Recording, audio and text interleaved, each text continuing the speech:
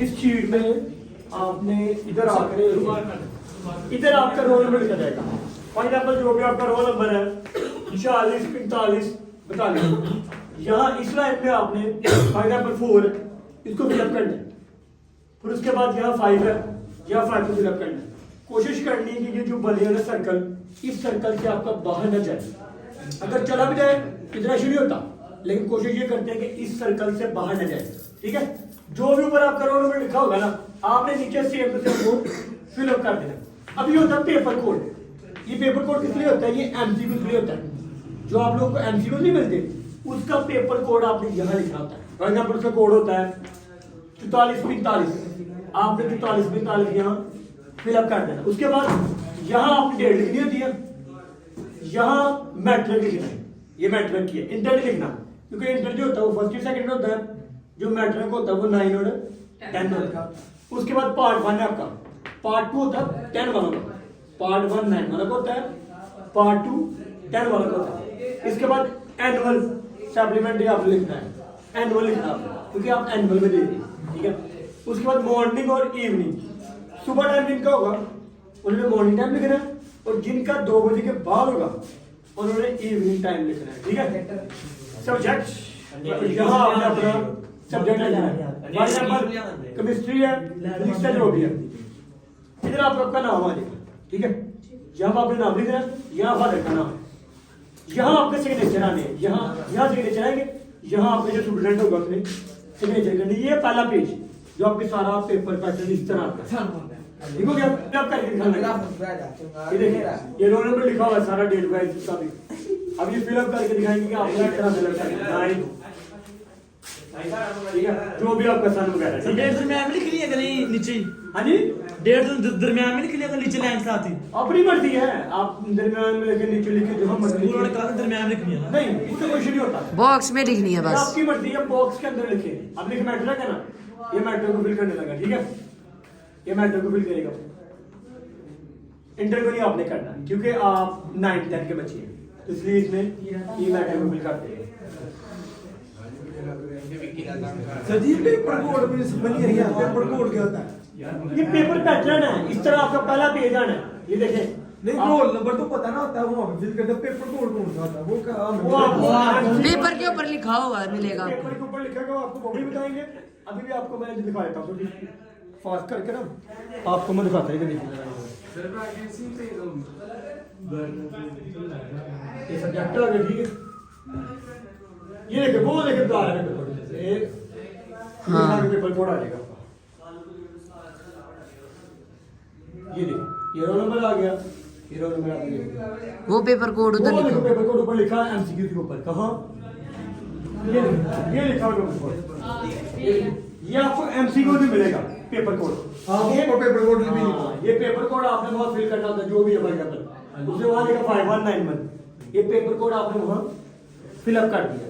ठीक है, डेफिनेशन फिर आगे आ गई, फिर डेफिनेशन, फिर फॉर्मेशन, मतलब हर चीज को आप फॉर्मेशन मतलब ये एग्जांपल दे रहा हूं ना, वहां आपने हेडिंग देनी होती है, डेफिनेशन लिखी, फिर आगे उसकी प्रॉपर डेफिनेशन, ये पेंसिल लिख ली, मार्कर फिर एग्जांपल लिखी। मतलब इस तरह आपको हेडिंग में सारे पेपर को देना पड़ेगा। कोई भी चीज ये नहीं है कि यहाँ ब्लू मार्क उठा लिख दिया, उस तरह फिर एग्जामिनर को पेपर पढ़ने में मुश्किल होगी। ठीक है, मार्कर से आप ये कोई मेन पॉइंट जैसे एग्जांपल है उसको मार्कर लिखे, डेफिनेशन को मार्कर लिखे। ये देखिए हेडिंग दी है, ये देखो एक्सप्रेशन, स्केलर एंड वेक्टर दोनों डिफरेंस लिखे हुए हैं, ये डेफिनेशन ऑफ फोर्स। कहने का मकसद ये है कि देखिए हर चीज को एक्सप्लेन करके लिखा हुआ है। ये नहीं है कि पता लगे एग्जांपल कौन सी डेफिनेशन कौन सी है। ऊपर हेडिंग दी हुई है, सैटेलाइट आ गई है, इलास्टिसिटी आ गई फॉर एग्जांपल। जब इस तरह हेडिंग दी है ना, तो आपके नंबर कटने के कम चांस होते हैं। और दो चीजें, बोर्ड पूरा क्वेश्चन ना लिखे। नहीं, पूरा क्वेश्चन क्यों लिख रहे हैं? पूरा क्वेश्चन लिखना ही नहीं है, आपने सिर्फ मेन हेडिंग देनी। जैसे यहाँ सेंटीमीटर फोर्स आ गई, सिर्फ ऊपर सेंटीमीटर फोर्स का नाम लिखे। ये नहीं है कि पूरा लिखे what is the centimetre force and explain, ऐसे लिखना। सिर्फ हेडिंग देनी है आपने। एक और चीज है, क्योंकि बोर्ड में इतना टाइम नहीं होता, आप फर्स्ट टाइम पेपर टाइम कर रहे हैं, तो आपके लिए कोई मसला होगा, आपको पता नहीं है, सिर्फ आपने हेडिंग देनी। हाँ, क्वेश्चन अब देखिए, लिखना। एक क्वेश्चन सोल्यूशन लिखा है, आगे क्वेश्चन 1 लिखा है, या उसने ये नहीं भी लिखा कौन सा क्वेश्चन है। क्यों? क्योंकि वहां आपने सिर्फ ये बताना होता है ये क्वेश्चन का नंबर ये है, देन नीचे आप उसकी एक्सप्लेनेशन दे दें। ये जो होती है ना शीट, ये एमसीक्यू होती है, यहाँ अपने एमसीक्यू के नंबर फिल करने होते हैं। ये नहीं है वो आ गया, ये है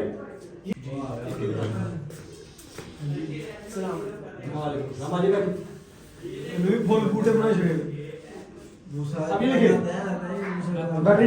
देखिए ये मैथ की प्रेजेंटेशन के बारे में बता लगा। ये देखिए इसके ऊपर से हेडिंग दी है कि मैथ की प्रेजेंटेशन।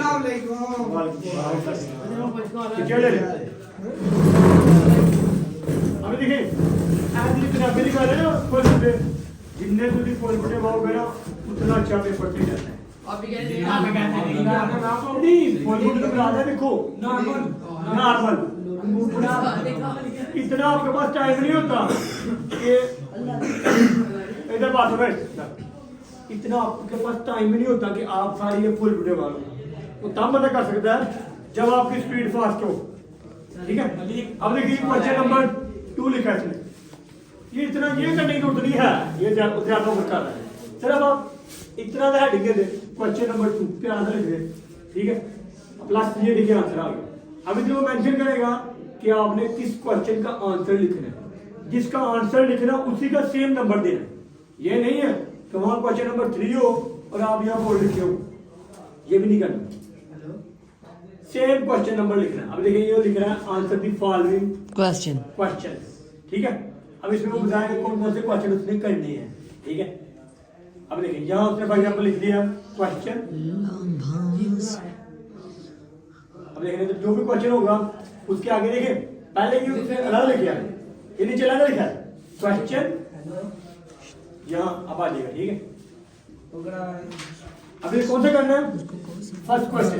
ठीक है, सर्कल कर दो, क्वेश्चन नंबर हमने 1 करना है। ठीक है, ये सर्कल दे दिया उसने, क्वेश्चन नंबर 1 करना है। ये जो है ना नीचे से ये जो चीज है ना ये बहुत ज्यादा काम है, इतना करने की जरूरत नहीं आपको है। अगर टाइम मिले तो एंड पे काट दे, लेकिन टाइम मिलता ही नहीं। नहीं बेटा आपकी हाँ बस ये एंड पे कर सकते हैं आप, ये आप चीजें लिख ले। अगर 10 मिनट 5 मिनट ये सारा काम 5 मिनट का है, एंड पे जाकर करें, शुरू में ना करें आप। ठीक है, अब देखिए सर क्वेश्चन इसने दिया for example 22 multiply -3 is equal to 7। अब इसको हल करना है। ठीक है, अब देखिए सॉल्व लिखा है, या आप क्वेश्चन लिख सकते हैं, सॉल्व लिख सकते हैं। ठीक है, इस तरह हल करने की भी आसानी रहेगी आपको। ठीक है, ये देखिए 7 ये उर्दू में कर रहा है, लेकिन आपने अब स्क्वायर बहुत सारा लेना है क्योंकि अंडररूट आ गया ना, ये उसको उर्दू में लिखना है लेकिन आपने इंग्लिश में लिखना है सारा। ठीक है, अंजलि सब समझ आ रही है ना कि इस तरह पैटर्न होगा। आपकी थोड़ी बहुत भी गलती भी होगी ना तो फिर वो छूट मिल जाती है, लेकिन राइटिंग अगर सही ना होगी तो फिर वो सारा मसला जाता है। Okay sir, don't worry. ये देखिए व्हाई नॉट सर, ठीक हो गया। Clap for साथिब।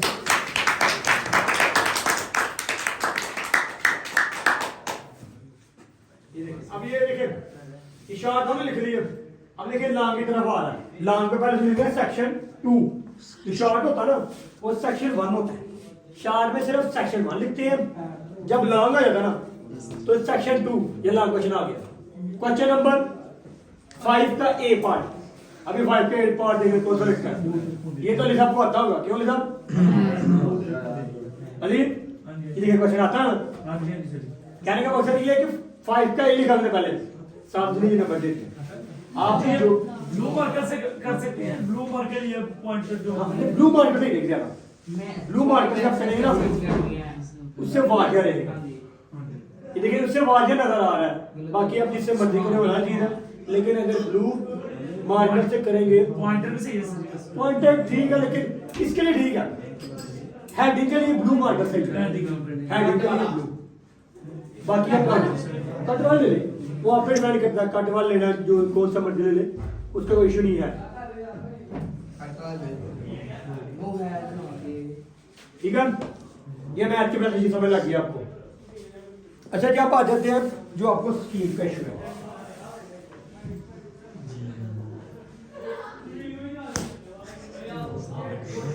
ओए अब्दुल्ला ने माजिद आय अल्लाह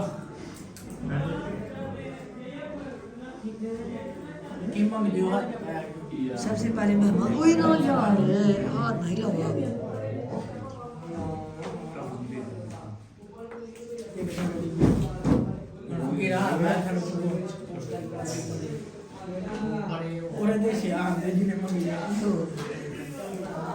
चल ठीक अगला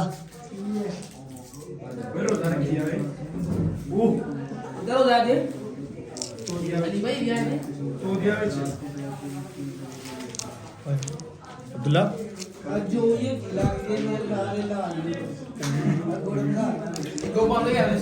का कहना है पैसे मांगे मांगे बाबा हम पहली बात करना कर तो बा ऐसा अब्दुल्ला लगता है मैंने गलती कर दी है हजार अल्लाह ऐसा तो इतना गड़ी सही तरह दिखे सही तरह आते हैं बंदे आते हैं मेरे बंदे नहीं तो जो बंदे आते हैं मेरे बंदे क्या आते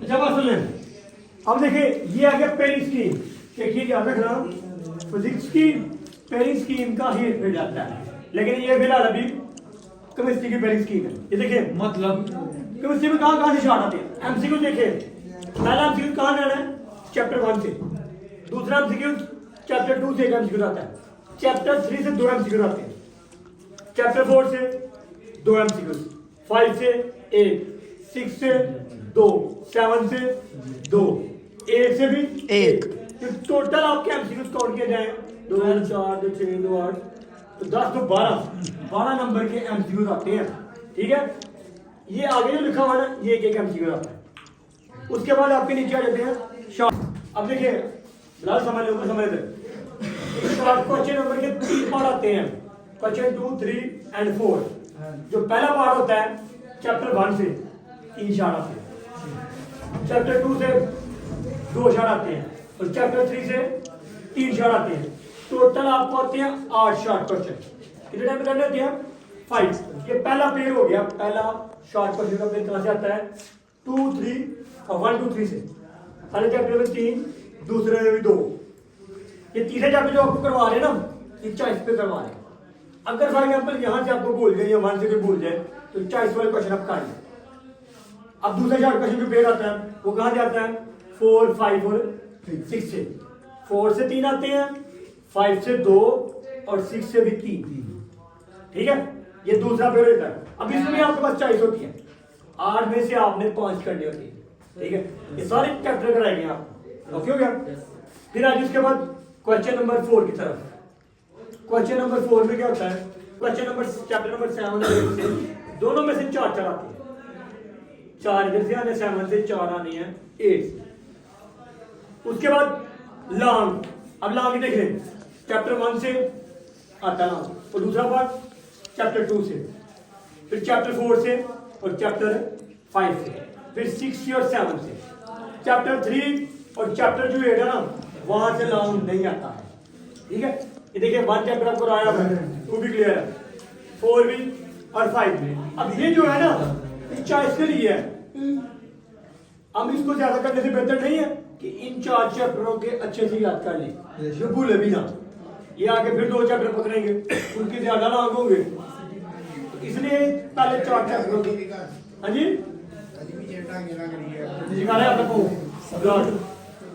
ये मैथ की स्कीम है चैप्टर 1 से एक एमसीक्यू आता है मतलब चैप्टर की 15 चैप्टर से और 30 चैप्टर से मैथ की चैप्टर 13 और चैप्टर 50 से कोई एमसीक्यू नहीं आता जब याद आ चैप्टर 30 और 50 से कोई एमसीक्यू नहीं आता बाकी सारे चैप्टर से एमसीक्यू आते हैं जैसे चैप्टर 1 में एक एमसीक्यू 2 में भी एक 3 में भी 4 में भी 5 में भी 6 में भी 7 में 8 9 10 सब में एक एक आता है तो चैप्टर नंबर 13 और 17 इनमें एमसीक्यू है 30 और 50 सर 13 और 15 हाँ जी, इनसे एमसीक्यू नहीं आता। ओके ठीक है? सर।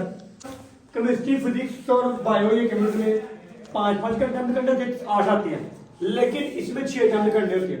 आते कितने हैं? 9। चैप्टर 1 में कितने शॉट आते हैं? 2।